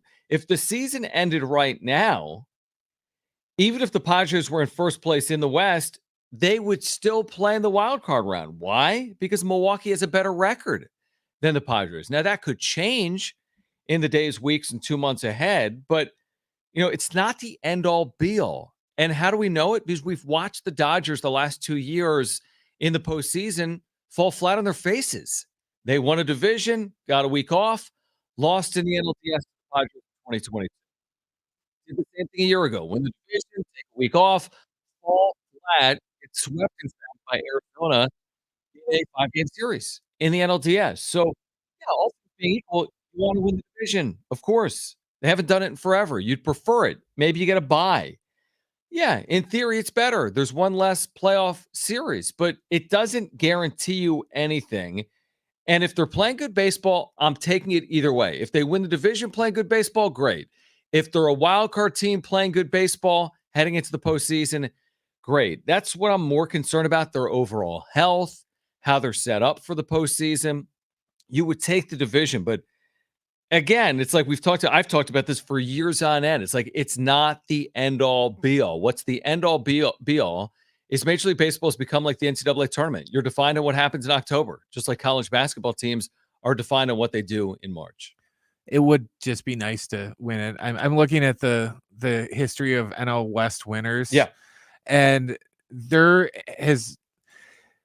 hasn't been an NL West champion that wasn't from the Dodgers or the Giants since 2011. Yeah. Arizona won the division in 2011. Other than that, the Giants have won it twice, and it's been the Doyers every single year. So, yes, it's like you said, it doesn't, guarantee anything because, the Dodgers have won all these, pennants, and then they flame out in the postseason. But still, it would be nice just to turn the tide, just to have a break up the monotony of Dodgers, Giants, Dodgers, 100%.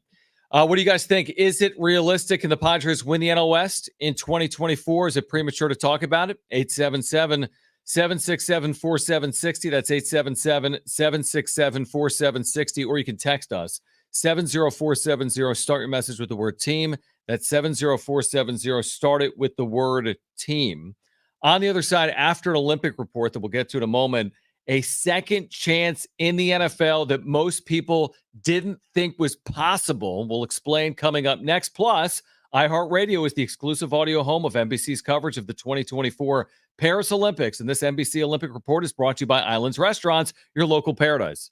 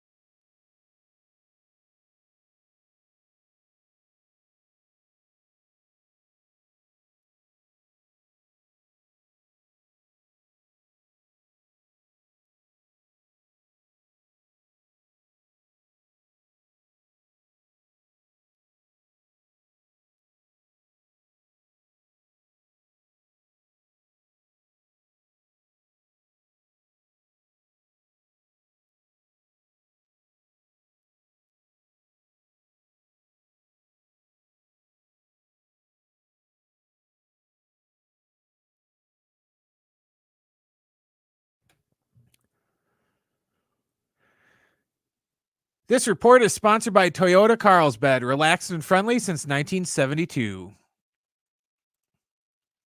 The Padres have off today. They're back at it tomorrow when they start a series in Pittsburgh against the Pirates. First pitch is going to be at 3:40. It's going to be Dylan Cease going for the Friars and Bailey Falter going for the Pirates. The Dodgers host the Phillies tonight.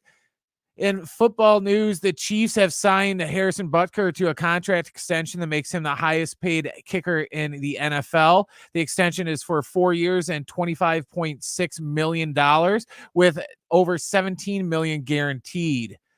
And in college football news, the first college football preseason coaches poll was released today. Georgia is at number 1 with Ohio State at 2, Oregon, Texas, and Alabama rounding out the top 5 respectively. The heat is on for big summer savings at Toyota. The heat is on for big summer savings at Toyota Carlsbad. Right now, save on the new Toyota Tundra and Tacoma trucks. See specials online at toyotacarlsbad.com. Toyota Carlsbad, the most relaxed and friendly place for over 50 years.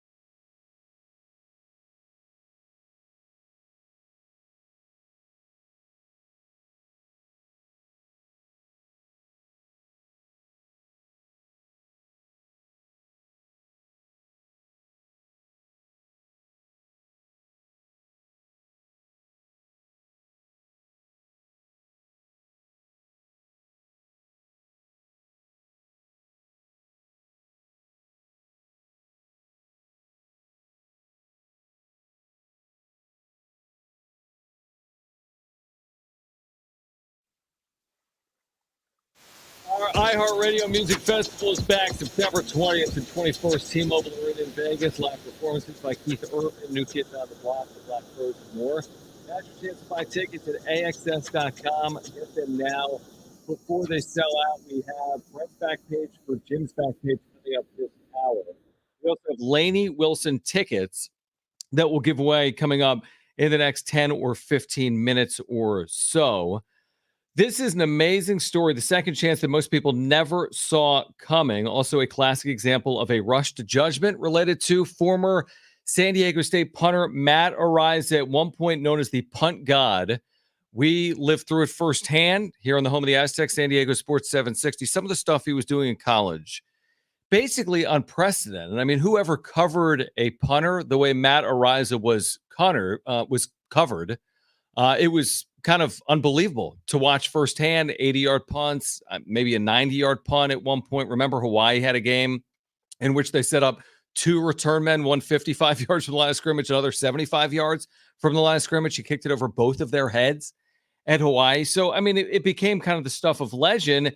And then you had the accusations. He was accused of a rape of a 17-year-old, but prosecutors later decided not to press charges against Araiza after it was concluded he wasn't even at the party when it allegedly occurred. He was then later dropped from a lawsuit filed by the woman that was allegedly raped. So remember, he was drafted into the NFL, and then all of a sudden dealing with the legal implications of this case for months on end, maybe years on end. This is a couple of years ago after getting drafted by the Bills. And then he gets the opportunity and signs on with Kansas City. He's with the defending Super Bowl champs. He's earned the job, Brent. He's already made the team. How do we know it? He's the only punter on their roster. He will punt this weekend. Saturday night, it'll be the Chiefs preseason opener. He has previously punted in the preseason with Buffalo before these accusations came out. He was cut from the Bills, dealt with this for the better part of 2 years.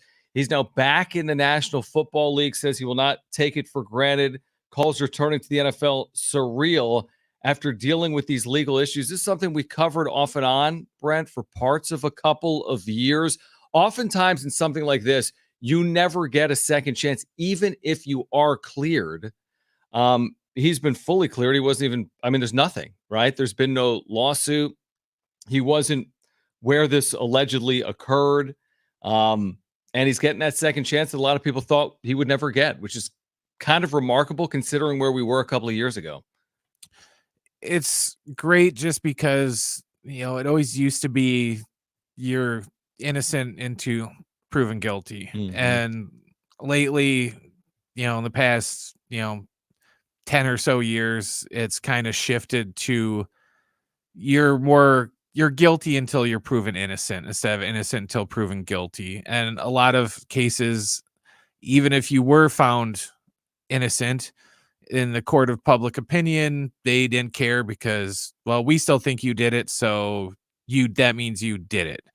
So it's nice that in the, guilty until proven innocent world we live in today, that somebody that was innocent and, accused of a crime he didn't commit, that he's going to get another shot.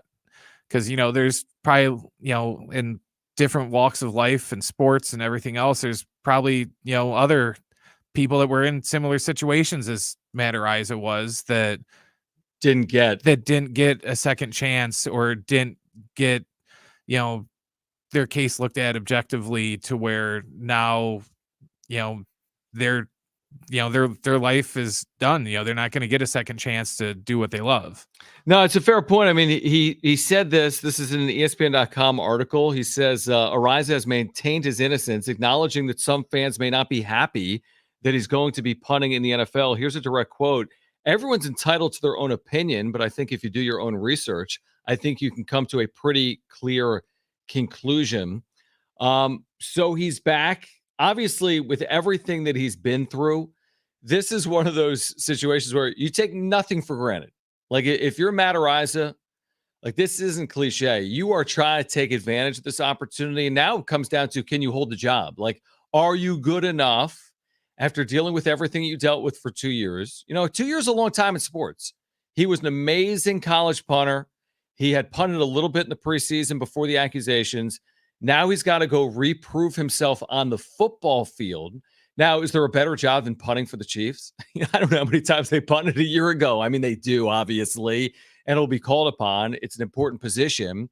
He can flip a field. We saw it so many times. I think San Diego State, he was with them when they were playing at Carson, went 12-2, right? He flipped fields all season long.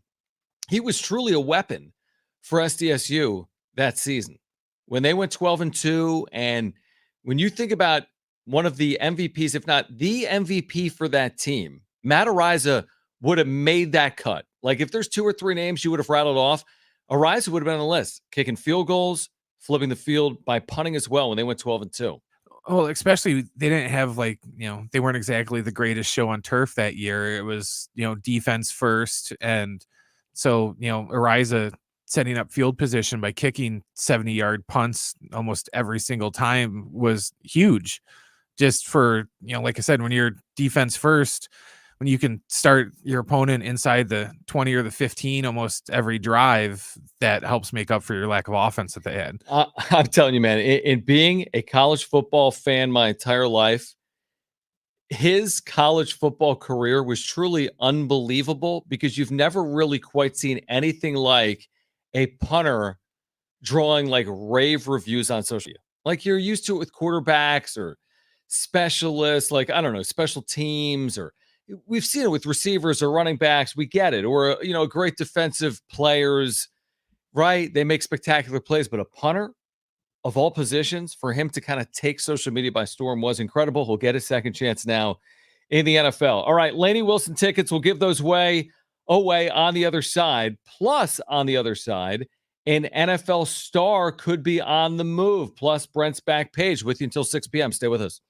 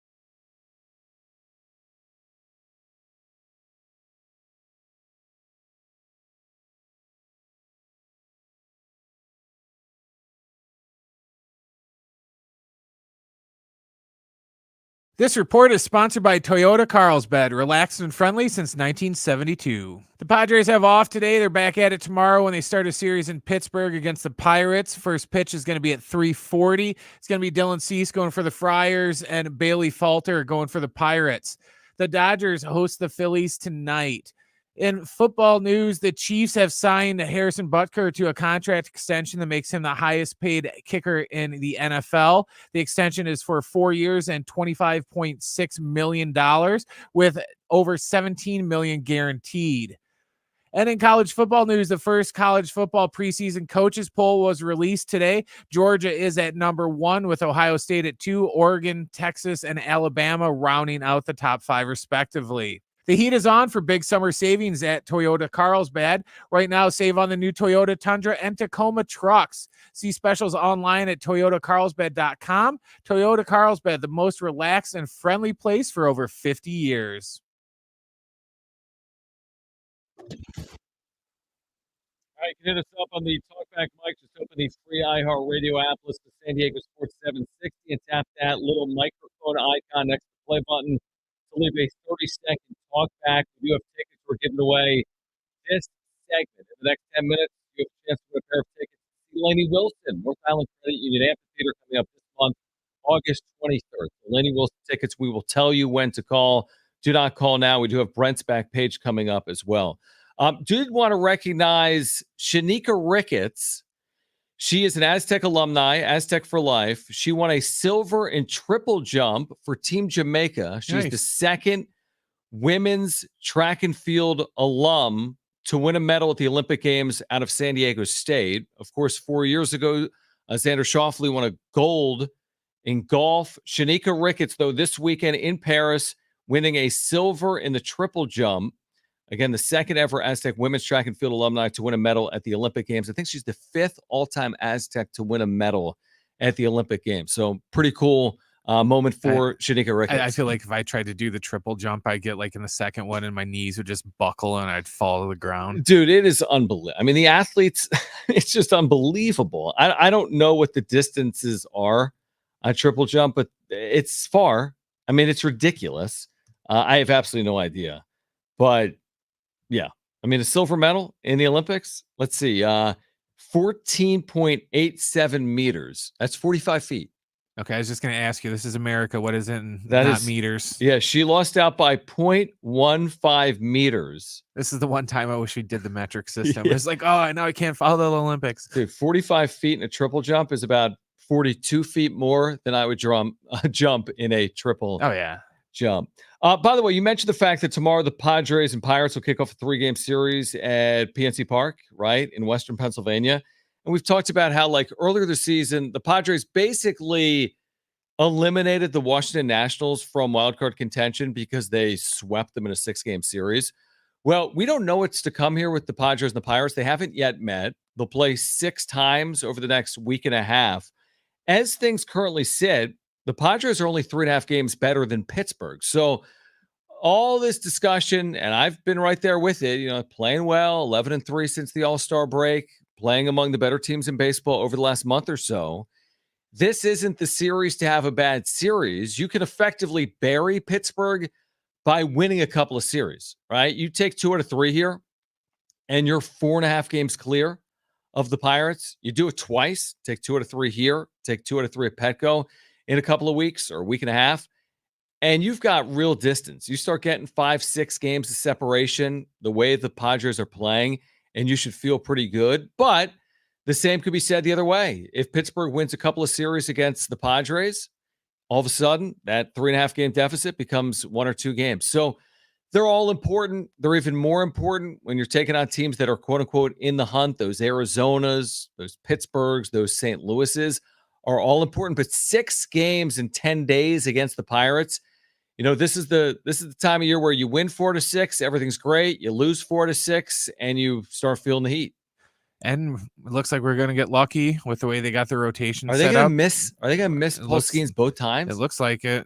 You know, it's like, I don't remember, Fletcher J. Riff brought up earlier this afternoon that we'll see if that changes in 2 weeks. You know, say the Padres go in there and sweep them this week, they might be more hesitant to put them back in there if they've been officially eliminated from the playoffs. But yeah, it looks like they're going to miss him on both trips. So I mean, that sorry, alone, all you pervs that were hoping Livy Dunn was going to come to Petco. Probably not going to happen. Well, she still may, because he would still make the trip, but like cheer him on in the bullpen. Yeah, exactly. Like in street clothes or wherever he would be, or in the dugout. The fact that they may miss Paul Skeens maybe tells you that, like, the stars are aligning. Maybe it's fate. I mean, think about that. Here is a guy that could be Rookie of the Year, that's been the talk of the sport, former first overall pick just a year ago at LSU, actually pitched at Air Force. Before then, he's got a 1.99 ERA in 14 starts. He's got a 4 WAR. That's unbelievable. in 14 starts. There was a scenario a couple of weeks ago where you weren't facing him just one time, you were seeing him 2 times. That could have changed the complexion of your season series against the Pirates. If you faced him twice, he got you a couple of times. Well, that puts them in a scenario or a situation where they can win 4 out of 6 games. But missing him once, great. Potentially missing him twice, and that's still to be seen. That is such a huge advantage. Again, because he's 6-1. He's got a sub-2 ERA. Like, where are the Pirates? We do this all the time. Where are the Padres without Profar? Where are the Padres without Cease? Where are the Pirates without Paul Skeens? Let's say you gave him another 3 losses. Well, they're 6.5 games behind the Padres. But because of Paul Skeens, they've kind of hung in it. What'll be interesting to your point is, listen, no matter what happens this week in Pittsburgh, the Pirates are still going to be alive. But maybe once you get to September, does Skeens get shut down at some point if the Pirates aren't in it? And if he is shut down, does that give Jackson Merrill a lane or like a crack to open that door on Rookie of the Year? Maybe, potentially. I think it depends because, if you're Skeens on the pro side of being shut down, well, my numbers aren't going to go down anymore if I don't make any more starts.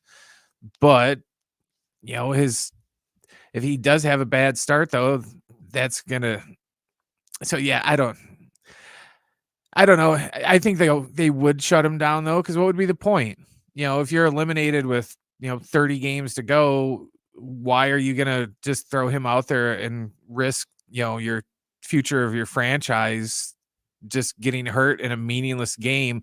And, it's one thing if it's a meaningless game, in June, to where if something, would happen, he would have plenty of time. He'll be ready for next season. What are you going to do if, his elbow or something goes out with like 2 weeks to go in the season in a meaningless game against, the Guardians or something like that? You're right. I mean, listen, if you're the AJ Preller of Pittsburgh, you're fired. Yeah, Ben Sherrington. I think. You're going to show up at PNC and your key's not going to fit in the hole anymore. Yeah, the fob isn't going to work. To your point, here's the deal. Once the writing's on the wall, like once they're 6.5 out and you need to leapfrog multiple teams, at some point someone's going to put the reins on Paul Skeens, and initially they'll limit the workload, and then eventually they will shut him down. And truthfully, you could argue that the writing is on the wall. However, it's dependent on what they do against the Padres because of everything we just said. You're 3.5 games behind San Diego, and you're 4 games behind San Diego. You're 3.5 games out of a playoff spot. If you do something really good here and you win 4 out of 6 against the Padres or better, then you're very much in it. But I think if you lose 4 out of 6 or worse against the Padres in the next 10 days, then it becomes evident that you got real work to do. There's a lot of indicators to suggest they're not ready. Their negative run differential, it's not the end-all be-all, but they are in the year a negative run differential team. As in, they've had a nice year. They're over 500, over 100 games into their season. And maybe Paul Skeens leads them to the promised land and they somehow pull this off and get into the postseason in 2024. But it's far more likely that what is going to play out here is that the Pirates eventually fall off. However, a lot of it has to do with how they play beginning this week against the Padres at home. One other NFL story I wanted to touch on, Brent, is the Brandon Ayuk situation with the Niners. There were reports this offseason, as recently as like 3 weeks ago, that the Niners, quote unquote, had no intention of trading him.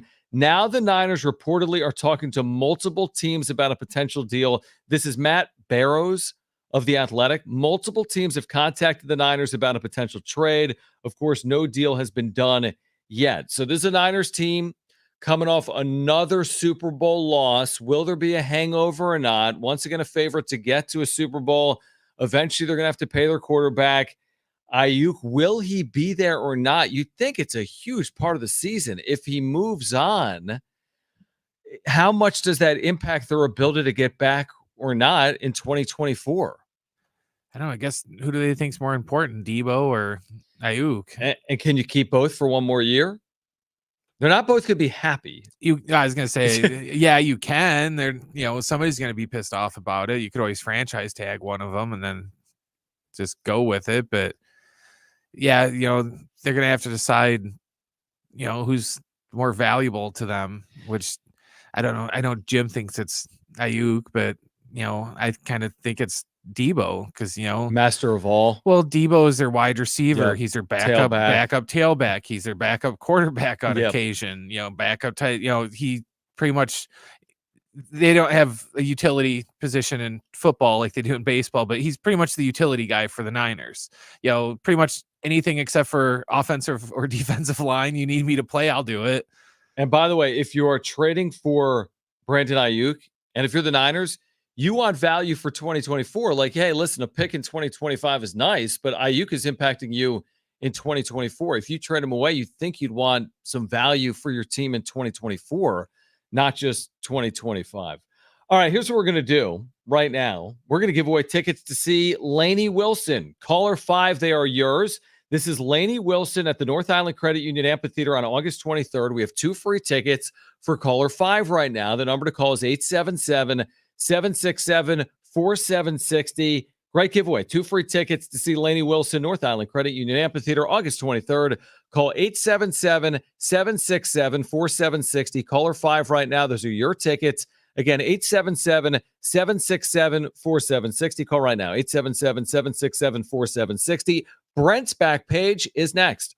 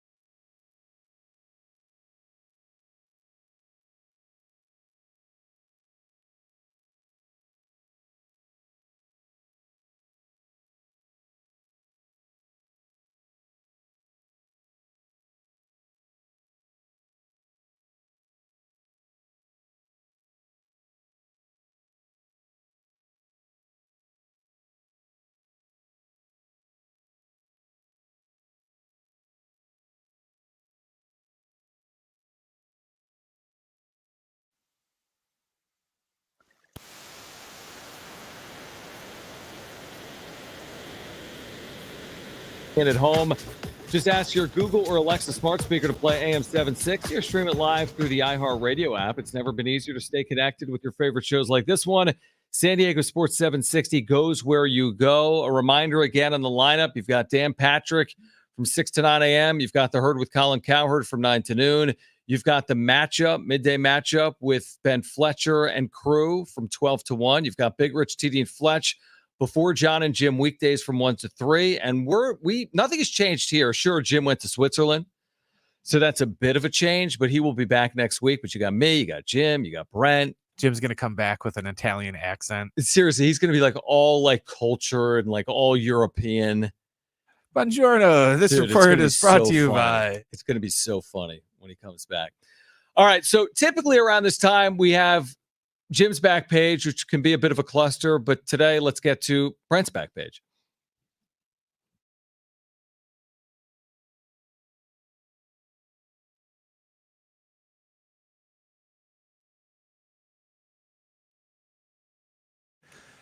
All right, we'll start with, did you know they're building a new arena in Oceanside, Jon? Yes, this is Front Wave Arena. Wave. Yes. Yeah, and they're going to have G League Clippers. Which is not what I'm getting at. But Okay, yes. are you going to get it Simone Biles? Yes. Okay, tell us more. Well, it's been a good week for Simone Biles, winning gold medals, and she won a silver, I believe, today. That's right. But the first event coming to the brand new Front Wave Arena in Oceanside was announced today, and it's going to feature Olympic gold medalist Simone Biles and the Gold Over America Tour. You get that? Yes. Gold Over America Tour. GOAT. Oh, okay. No, I didn't get it. I'm putting 2 and 2 together. See, yeah, I didn't even catch on to that. Yeah. But it's the Gold Over America Tour is going to come to Front Wave, and from what I've been reading, it sounds like it's what did they describe it as? A high-flying pop concert style spectacle. So I assume it's just going to be a lot of gymnastics and flips and stuff set to music and everything else. So that's been announced then that, you want to go see Olympic gold medalists and, the GOAT of gymnasts, Simone Biles, you can go down to Front Wave Arena for the Gold Over America Tour. You know who would like that is my wife. A lot of people would like that. But in addition to that, I'm just going to mention this, Brent, because this is at their website. I just went to the website of Front Wave Arena. Clippers Nets preseason, October 8th. So the LA Clippers will play the Brooklyn Nets at Front Wave. That is hard to say for some reason. On October 8th, the event you're talking about is in September, the first event, but later that fall, October 8th, Clippers Nets here in San Diego. So nice tie-in with the Olympics and everything else. And then last night, we got 2 more. Last night was the season 2 finale for House of Dragon on HBO Max. And they have announced today that House of Dragon will end with season 4. So 2 more seasons? There's 2 more seasons. A lot of people online not very happy with the season finale last night. We don't do spoilers here, but not very eventful, let's just say. My non-spoiler way of describing it would be, it's kind of like how Dune Part 1 just was a setup for Dune Part 2. So is that what they're doing? I mean, is this making the way for the next season? Yeah. Okay. Usually the finales will have, some setup, and then there'll be like some big sort of action piece, but there's just a lot of setup in this one. But they have announced though that it will be ending after season 4, and as somebody that read the book, they got a lot of stuff to cram in there in the last 2 seasons. So if you were disappointed with the big battle sequences and stuff like that this season, they got a lot of them to go. So they'll probably cram a bunch of them in next season. So it was announced House of Dragon will be ending with season 4, which, granted, that'll take 5 years at least, because it takes them about 2 years to do a season. because All right, so season 3 is still a year or two away, and then season 4 is another year or two after that. it takes a long time to get those dragons to look good, John. All right, makes sense. All right, what else do you have here on Brent's back And page? then lastly, we have a food story, which I don't think Jim hit on this one. If he did, it was one of those days I wasn't paying attention. But Burger King a couple weeks ago has unveiled a new fiery menu, John. Do you like spicy foods? So, depending on what it is, I figured you would have been a straight line no. no, depending on what it is, the answer is yes. But if it is like burgers, probably not, since I don't eat burgers. Well, they have there's 5 offerings, which each have a different spice level at Burger King, with obviously spice 1, level 1 is the lowest and 5 at the highest. You can get a fiery strawberry and Sprite, which they say is a level 1 spice, which is an exclusive first. It is Sprite taken up a notch with a fiery strawberry puree. What? Puree, or you know what I mean when they mash it up in there. Jim's the food guy. So I don't know. I would try it. I think it would sound good if it wasn't spicy, if there's just a Sprite with like strawberry flavored Sprite. But and then besides that, they also have 2 types of fries in the fiery menu, even though neither one of them involve potatoes.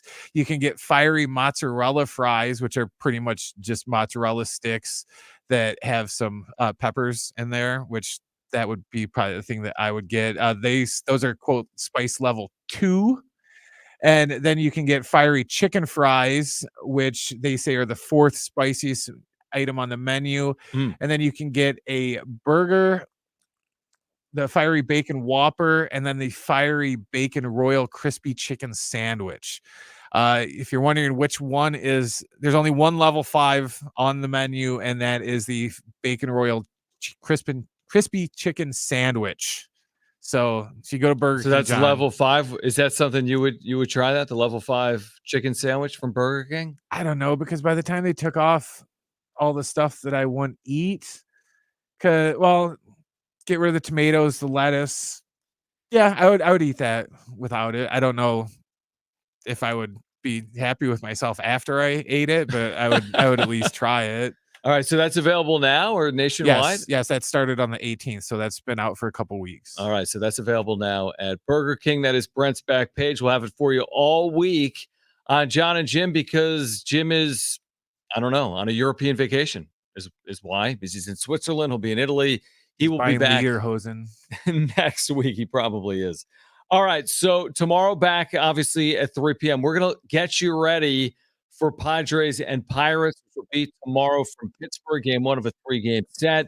We'll get you covered in that series tomorrow right here on Jon and Jim. If you missed anything today, go to sportsnesty.com or the iHeartRadio app or iTunes or TuneIn Radio or Spotify. If you're listening to Jon and Jim on podcast, please leave a review as well. We really do appreciate that. Follow us as well at Jon and Jim. We'll follow you back right now. JONANDJIM at Jon and Jim on social media, including X. JONANDJIM. We're back tomorrow at this exact same time from 3 to 6, getting you ready for Padres and Pirates as San Diego begins a 6-game road trip. For Jim in Switzerland and Brent, I'm Jon. Keep it here. This has been San Diego Sports 760